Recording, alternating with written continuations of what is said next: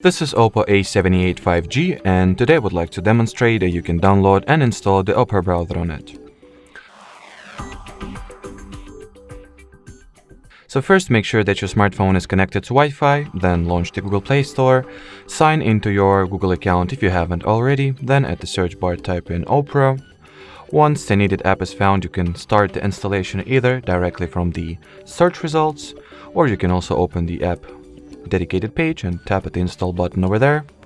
And now we'll simply wait for it to be downloaded and installed, which, as you will be able to see now, does not take a lot of time at all.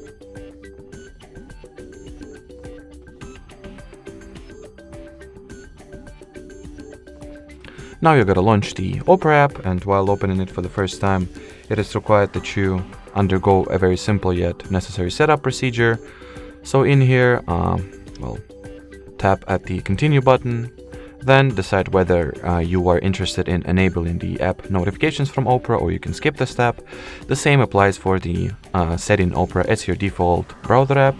And finally, at this end page, pretty much, you can either customize the permissions and privacy preferences that the Opera will have an access to, or simply allow everything that it asks for and start using the browser. Alrighty, so that will be it for today, guys. Thanks for watching, and bye bye.